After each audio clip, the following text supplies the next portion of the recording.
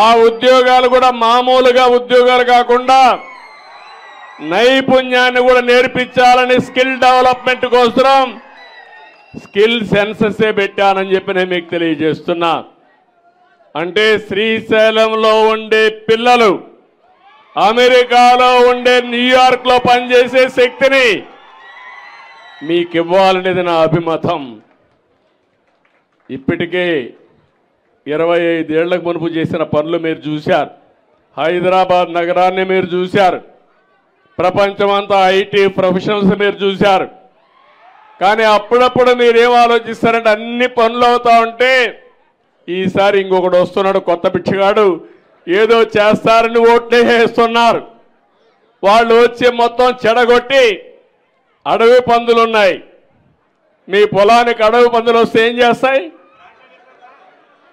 ఎంత వీలైతే అంత తింటాయి, మిగిలినంత తొక్కేసి వెళ్ళిపోతాయి. అంతే అవునా కాదా?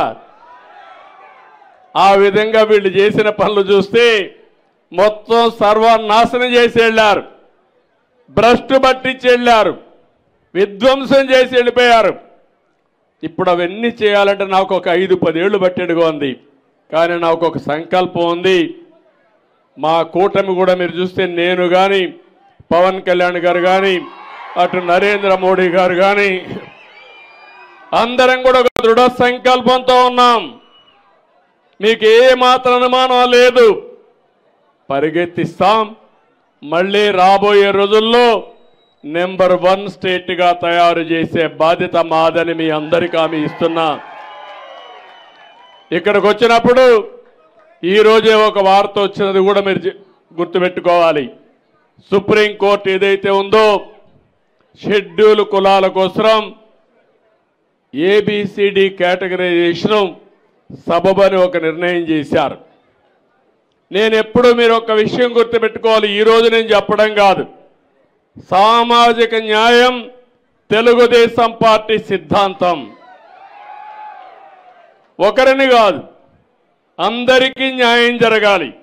అందుకే 96-97లో రామచంద్రరావు కమిషన్ వేసి ఆర్థిక పరిస్థితులను అధ్యయనం చేసిన తర్వాత ఏబిసిడి కేటగరైజేషన్ నేనే తీసుకొచ్చా.